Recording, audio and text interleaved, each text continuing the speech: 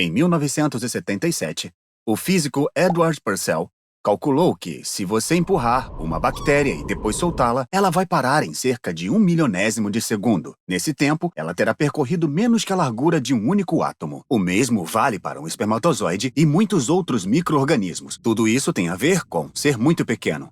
Criaturas microscópicas habitam um mundo estranho para nós, onde atravessar poucos centímetros de água é uma façanha. Mas por que o tamanho importa tanto para um nadador?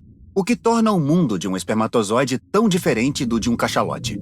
Para descobrir, precisamos mergulhar na física dos fluidos. Pense em você, nadando em uma piscina. É você contra uma quantidade imensa de moléculas de água. As moléculas de água superam você em 1.000 trilhões de trilhões para 1. Ou seja, empurrá-las com seu corpo gigantesco é fácil. Mas se você fosse pequeno, do tamanho de uma molécula de água, por exemplo, seria como nadar numa piscina cheia de pessoas. Em vez de apenas deslizar por entre as minúsculas moléculas, agora cada molécula de água seria como uma outra pessoa que você precisa empurrar para conseguir se mover. Em 1883, o físico Osborne Reynolds descobriu que existe um número simples que pode prever como um fluido vai se comportar. Esse número é chamado de número de Reynolds e depende de propriedades simples como o tamanho do nadador, sua velocidade, a densidade do fluido e sua viscosidade, ou seja, o quanto ele é pegajoso. Isso significa que criaturas de tamanhos muito diferentes vivem em mundos completamente distintos.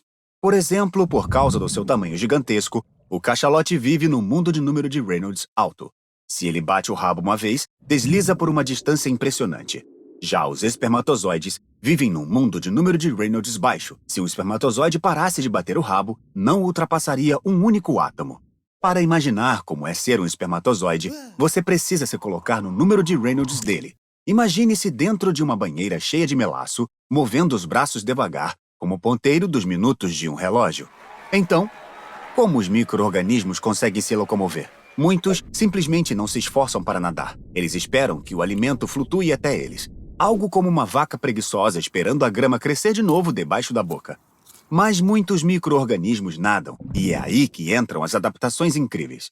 Uma das estratégias que eles usam é deformar o formato do seu remo. Ao flexionar seu remo para gerar mais arrasto no movimento de impulso do que no movimento de retorno, organismos unicelulares, como os paramécios, conseguem avançar por entre a multidão de moléculas de água.